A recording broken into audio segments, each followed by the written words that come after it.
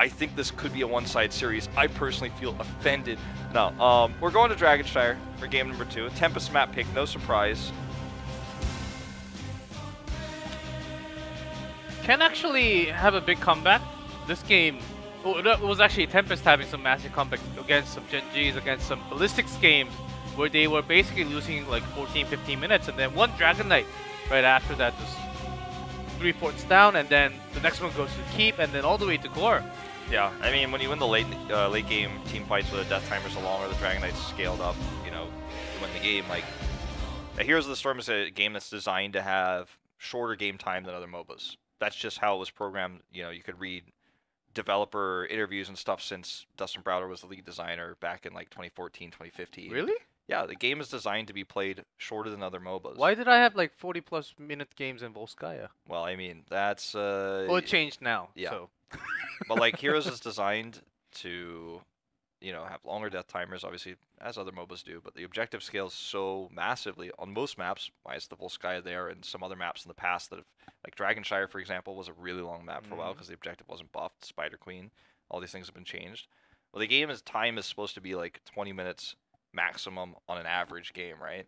So because of the way that the game is designed, when you do get that late game Dragon Knight and the death timers are longer and it's scaled up and you've got that 1 fort down, if you get a kill, like, it's over. You know, that's how the game works. So late game team fights are more important. That's basically what I'm trying to say. Like, not every team fight in the game is equal. If you win that sick team wipe at level 1, literally doesn't matter if, you know, it's 16 minutes into the game, your opponent team wipes you. That one is like 20 times more important, right? So, but you do keep the lead because if you have a higher level, you have more damage, you have more HP, and sure, all I'm that. just talking about combined. team fights only, right? If you win the level 1 fight and get a wipe and get 2 walls down and like get the level 4 talents faster and steal all the camps, like, sure.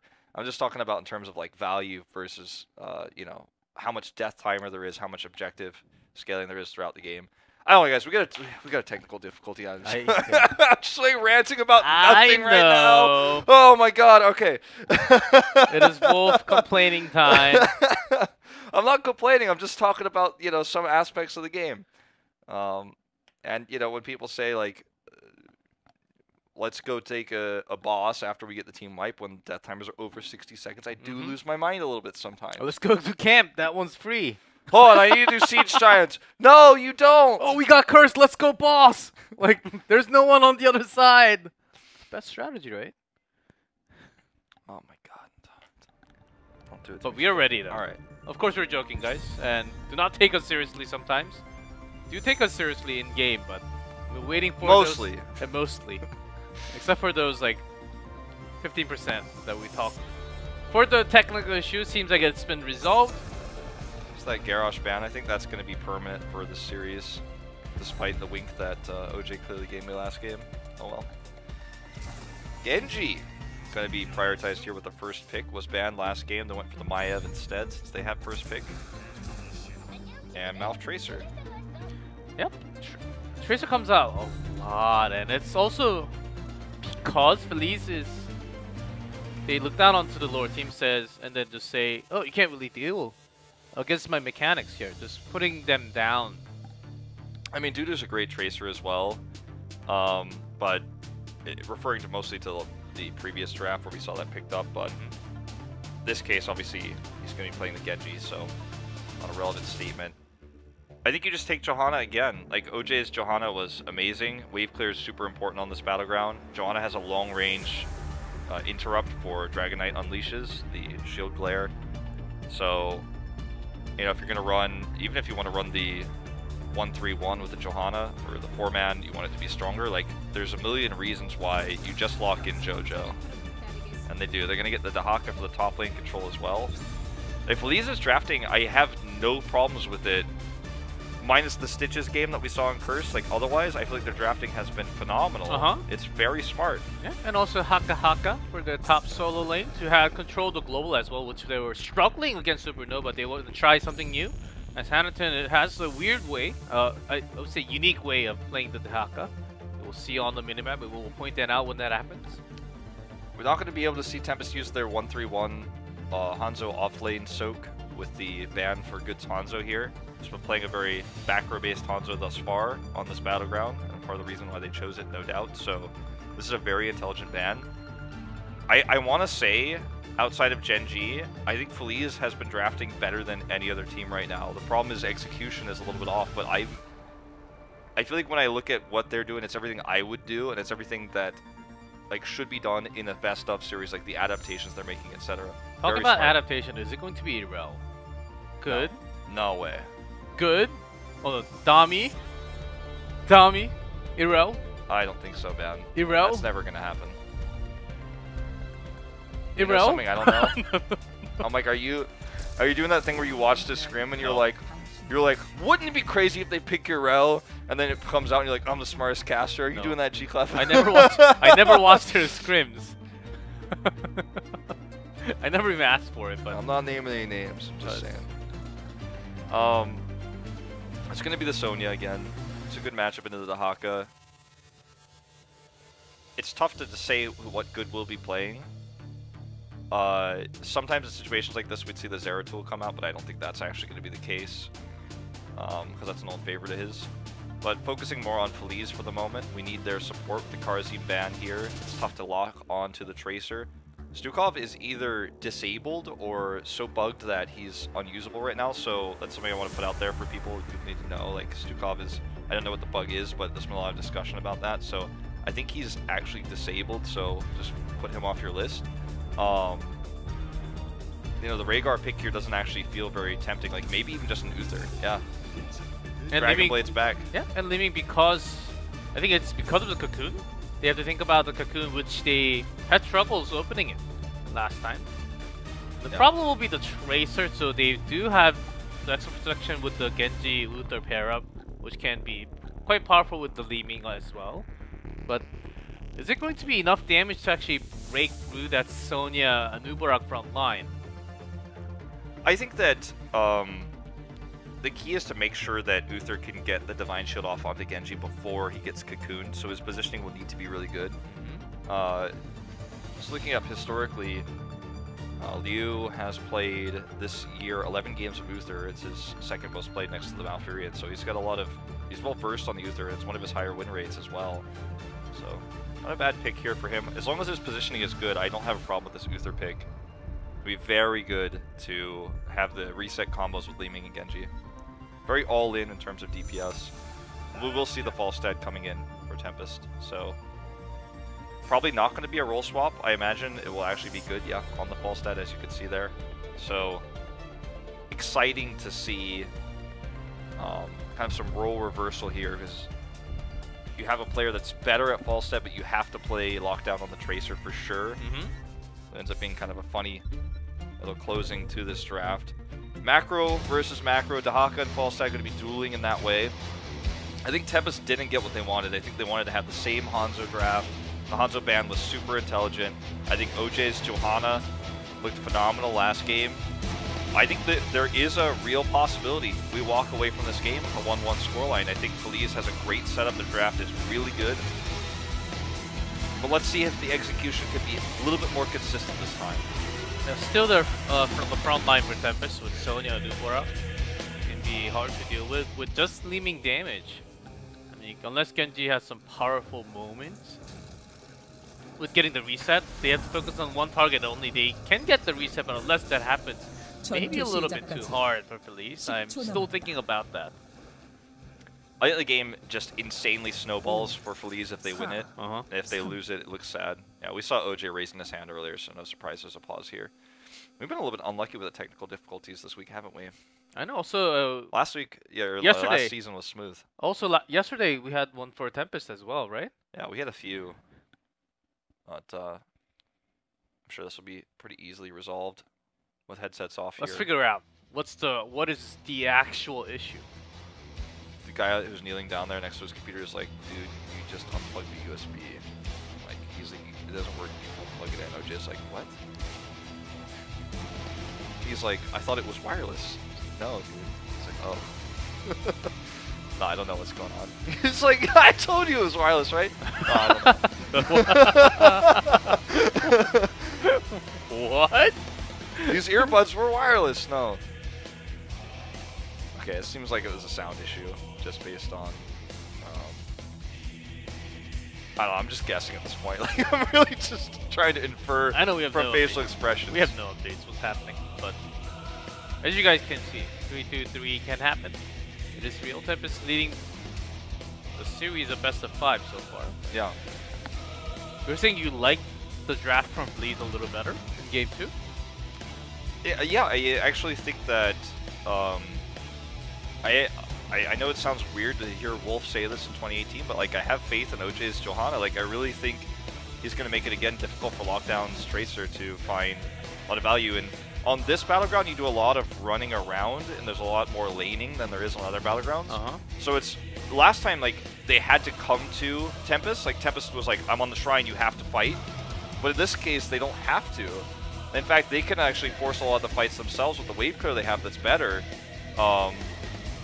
With Johanna, like Falstad makes it, you know, there's a little bit of an argument there depending on how this draft ends up being utilized, like where they end up using the Falstad. But the Johanna makes it a lot more comfortable for Feliz to play a game where they're never really losing camps, and for Tempest to force a fight, they have to go in deep. So that's something I'm, you know, kind of looking at saying, if Tempest wants to get value out of this Tracer, it needs to be early now, and then the later the game goes, I don't know if it'll be as easy, especially post 10, where Genji is going to be able to, you know, do massive damage. We did see Dami Sonya very well sustained, and if Dami is able to live forever and then constantly with Sign prevent the resets from happening from Lee, it's going to be tough. Uh oh, this is not a good start. Oh. Sorry, Hanan. Even the Beatles. Oh, actually gets a kill from Genji coming from the side. I guess they didn't get to see Tutu when they were rotating up. I wasn't looking on the man map either, man. I didn't see him either. He was off to the side. I thought maybe they had a hint. Was he like in the night camp area and then he jumped over? No, he was actually on the left, in between the fort, top fort, and the night camp area. Okay, it's so just off to the side where they can't actually get a vision of him. Okay, so that makes more sense then. They're gonna rush this camp too. Look at this Aimer and Dudu leashing on the side. This is one of the cool things about Johanna too as a tank, is she just allows you to go like, yeah, we want this camp and we want it now. You just get it. Like if you get a pick like that, the camp is actually yours. You get it. And they need to. They don't have anyone like Hanzo or Sonya to actually like solo camp. If they lose the timing on the macro, it's gonna be really hard later on. So they started early. I like this choice after they get a kill. Like look at the map. Like look at the lanes. Like Johanna is top.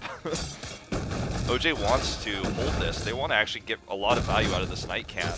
Because they spent a lot of time, but ooh, body block from Aimer. Okay, Sign ends up hitting the Iron Skin again, but the root is good. They're trying to turn it though. This could be disastrous. Oh, the orb goes wide. If that hits Dami, he might have gotten a reset there. Close call. Still before 7, so Laming does not have super massive instant damage. So Feliz has lane swapped themselves into a losing matchup though. Look at the bottom lane. They've lane swapped themselves into the Falstad solo lane. So Dami crushes the camp, and now Good just annihilates Hanaten in the 1v1. As long as he does not get tongue grabbed, he will bully this forever, or until, you know, rotations happen. As you see here, they're going to switch back. As, you know, this is a very losing matchup for Dahaka. I liked the ideas of what they were doing, and it looked like they wanted to force fights on their terms again, which is what I think they're trying to do with this draft, but it didn't work. They didn't get those kills on the top lane, and now we go back to a normal game. And they also didn't get to push any of the top lane with their camp, with their night camp, early night camp, what they were trying to, as they spent all that time after the kill to control the macro, and that's all neutralized by the rotation from Tempest. They didn't really lose anyone, and Good is still here. They have the global as well, so they control pretty well right now.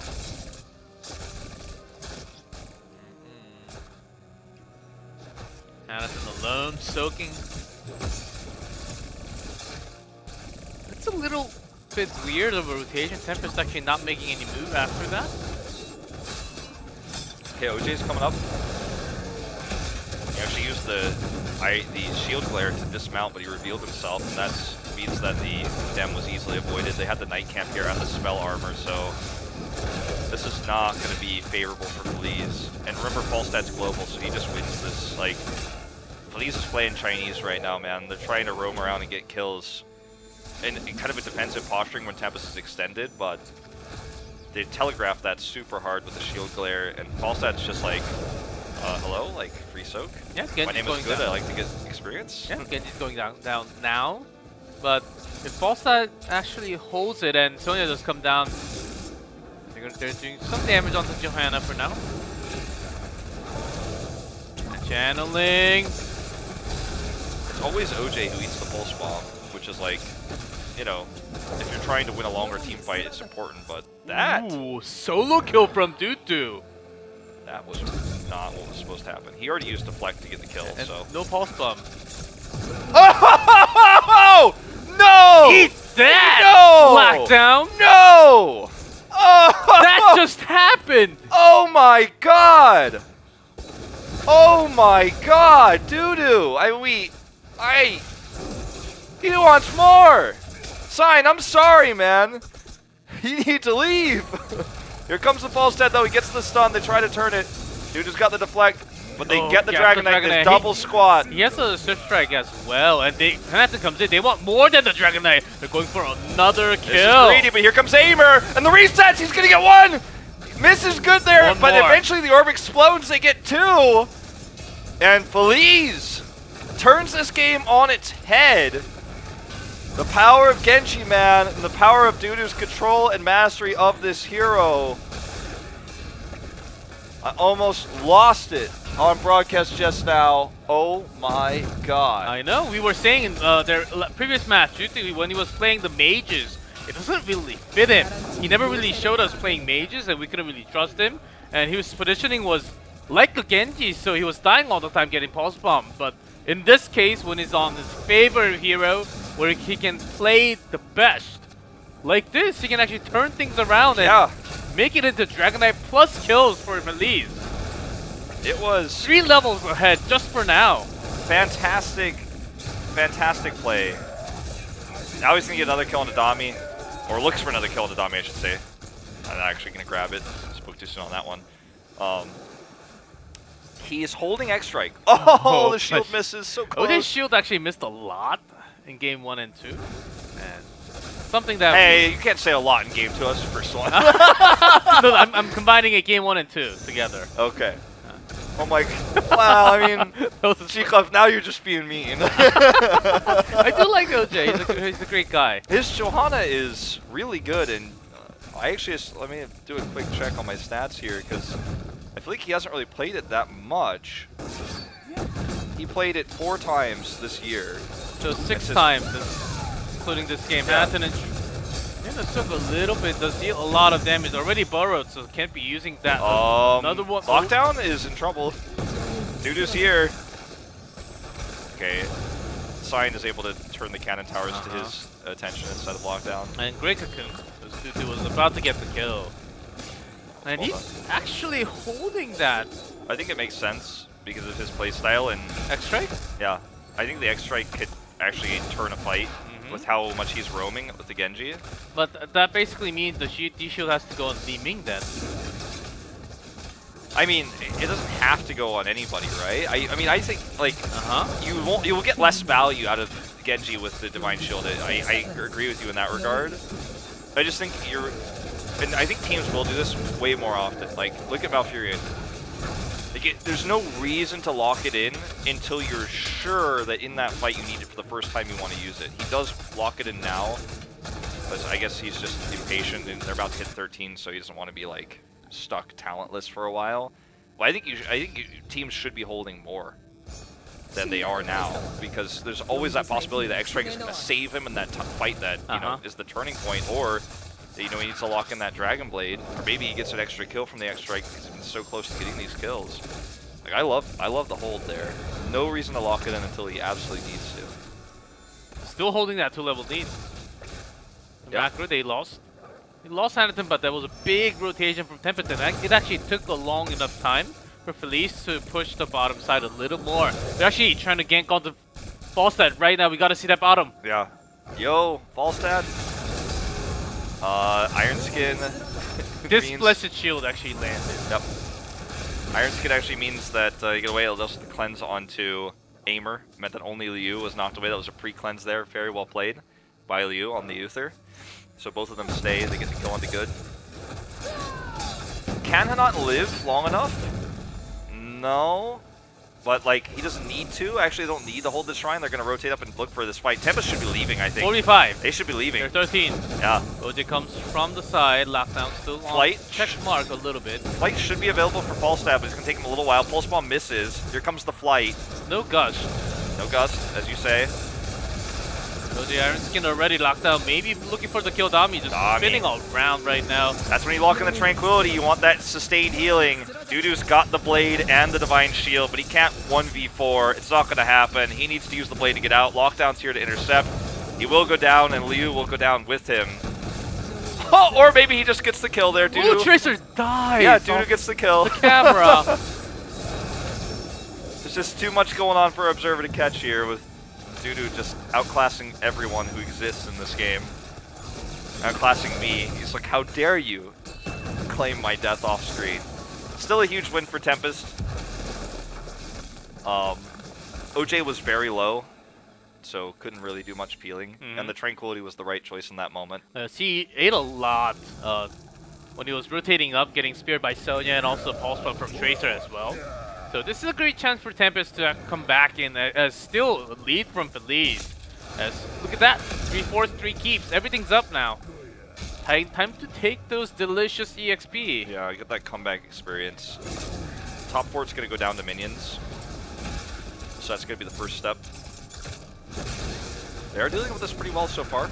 Dudu trying to beat Johanna here, but does get kicked in the end. Trying to dodge that with his cyber agility. They only get a wall with this. And in fact, Hanaten saves the top 4 for now. This is not what they wanted out of this Dragon Knight. They wanted more, but they don't have a lot of Siege. They have Falstad and Tracer, so they don't have Poke to really do more than what this Dragon Knight offers. You know, in terms of melee attacks. Right now it's going to go down. This kick for OJ actually allows him to Blessed Shield engage, maybe. Nope, he's caught here. That was like the really important moment, is how does OJ use that shield.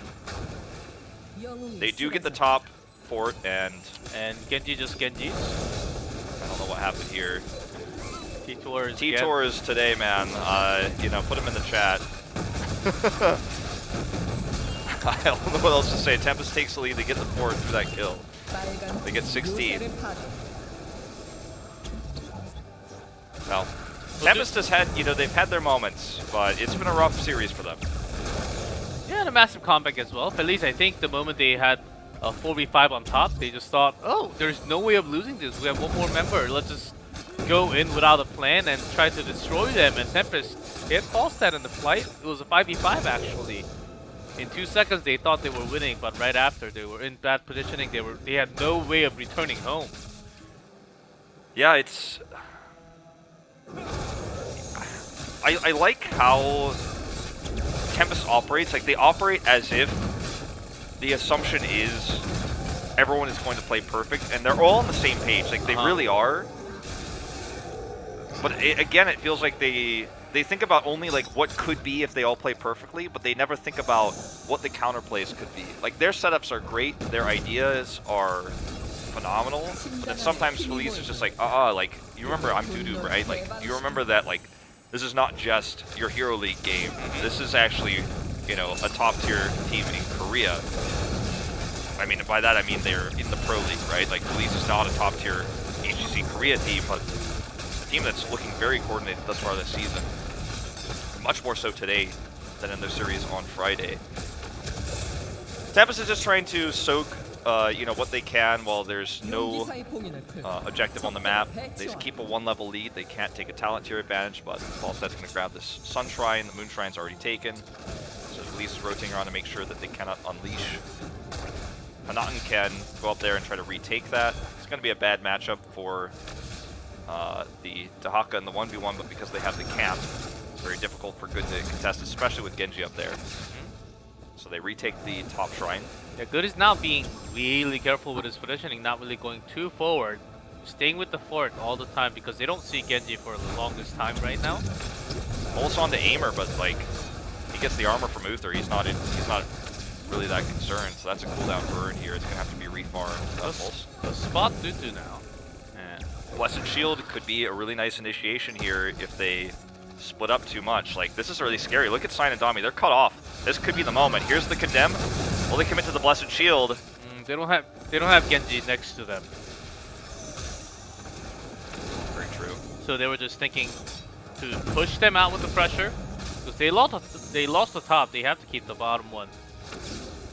So for Dehaka, actually, Broshdock's down here. Yeah. Ooh, that's a miscall. Yeah, I think so. Looks like they were really concerned about getting Dragon Knighted, and they wanted to just make sure they could hold Moon for sure. But, you know, since they're rotating up mid now and they're leaving him bottom, it ends up being not too terrible. It's kind of a weird proxy wave for Feliz as well, so it's hard for Good to actually soak the bottom lane right now. But And now, okay, this is going to be the fight. They get the drag. This is what they're looking for. Good's in Good. trouble. Another shield in the air, but that's okay. Cleanse came in. Gust is used. But Genji's on top though. Do they really want to open fight? 4v5. Okay, this is going to be a rough situation for Tempest now because, as you say, Genji was not here. It looks like they're just trying to force these mini fights and avoid and always control one shrine and hope that they'll eventually catch up to 20. But if they keep trading evenly like this, they're basically guaranteeing that Tempest gets 20 first. They're saying basically like, I don't want to lose both shrines ever, so we're just going to play, you know, Ring Around the Rosie merry-go-round here and hope to catch up in experience. But if Tempest is also just matching the rotations because they also have a global, even if you keep trading these shrines, eventually they're going to hit 20 and you're going to lose that fight. Especially because these trades are not heroic efficient. You know, like they used Divine Shield, Blessed Shield, they used everything in that last fight. They control the shrines for now, but it's very short-lived. And Tempest has control of this camp, and they're just pushing closer and closer to 20. Just buying time for now as they are focusing a little bit more onto OJ. We'll have the Cocoon out with the leaving. Blessed Shield's here, but here's the flight. Oh, perfect God. Wake us into the perfect combo. Dudu, though, doing a lot of damage with Dragon Blade. Where's that Divine Shield? Uther is dead, but Dudu's trying to do what he can. It's just too much healing coming out here from Hyde's Tranquility as well. That is very likely to be game here, as that will be the team fight that ends 20 for Tempest. They lock it in. Gives a new Brock the rewind. Aimer the last man standing. He's not going to be able to get resets. Everyone's back up to full health. That was a beautiful gust. Yeah. Making sure they are about to go in, pulling everyone off, and Hyde actually putting that entangling root off to the side, predicting where the gust is going to be. Really well played here by Tempest. A decisive moment there at the end. Feliz, I think, shuffling their feet a little bit in the late game despite having what was pretty flawless of an early game. Tempest wins game 2. They will go to match point. But if you're a Tempest fan, I think you're still a little bit concerned about how close their last 5 games have been. You know, these are games that should have, in theory, been a lot more one-sided. And yet there are small mistakes, and it seems to always be the overextension. And I like the new playstyle of Good. They've clearly relegated him to be the split soaker offlaner. We're having that more shift towards a 1-3-1 meta, where you have the off-soak DPS, not just the melee solo laner. And he looked good on the ball stat. He had that setup. But some of those fights in the early game, Feliz just dominated due to the fact that Tempest gave them opportunities to do so by overextending. I want to point out, you know, Lockdown's damage, again, not incredibly high on the Tracer in this composition. He's somewhat limited in what he can do. And part of the reason why he has so high damage in general, I mean, he would be lower if it wasn't a Johanna that he kept sticking, getting that damage, right? He got the hero damage on the stats screen, but not the kills he was looking for. 2-7 and 2 is where Lockdown finishes on this Tracer they've been forcing. Even with the D-Shield, Genji's Dragon Blade, where he can just swing all through, but Hyde was actually holding in his heroic at the same time. The moment he locked in that Dragon Blade, he had that Tranquility, which was healing just enough for the damage of the Dragon Blade, so that he wouldn't get too many resets, where he's just going to destroy the team fight. That didn't really happen too many because of the perfect timing on Hyde's Tranquility. I like that as well. Yeah, if you look at the Genji stats as well, he's 4, 3, and 2. Like, he's 7 of 8 kills. Like, when you look at the stats screen, I think it's often misleading. And don't be that guy in Hero League who's like, wow, Genji, look at Genji's hero damage. Like, oh my god, he's what's losing us the game. it's the impact that you make. When you put someone's health to 0, that's actually all that matters. How much you do and what your damage output is just an indicator of what you were able to do. How many times you're able to hit heroes with abilities and auto attacks. That's all the hero damage means on the stat screen. But what Dudu's impact was in the game in terms of those solo kills and how he changed the macro by killing False Dead solo, converting a kill onto his top lane into a trade, things like that, that's like what you really want to look at, not just the hero damage alone. So look to be really, really great Genji. I think that we may see Tempest first ban it instead of the Garrosh next game. Yeah, I think Garrosh is still worth banning. Depending on the battleground, they may just, if it's like something like BOE, where he will just try to go for the fountain, maybe just ban the Genji or take it away. Oh, they're likely to have the second pick though, Yeah. so. Depends on what battleground they choose, because if they could also just pick a battleground where if like Genji is less relevant, like for example BOE, where Genji just isn't as strong in the early stages of the draft, where like Hanzo is more prioritized. Yeah, you can also do that. I think Tempest is still feeling a little bit shaky, not too much, just a little bit of shaky because they are changing Good and Dami to solo laning back and forth depending on the hero, depending on the draft they do. They can also, what they did before was like putting sign on Tracer, lockdown on tank even sometimes, which didn't really work, and then they eventually turned it back to sign being on that tank all the time, and then lockdown on that Tracer, who seems okay as well. So they are going to keep on having this adjustment until I think their big match is coming up soon in the next coming weekends. I think before that, they're trying to just adjust and have that adaptation just to feel how the draft actually goes for them. Yeah, there's always room to experiment in the first few weeks, especially when your first 2 matches are where you're massively favored, right? In this case, so especially today against Feliz, but it's not been reassuring for Tempest fans who want to see Tempest go back to first place, just like we saw in part 1 of Phase 1. We're not there yet. They're still 2-0 up. We're going to take a very short break, and when we come back, game number 3.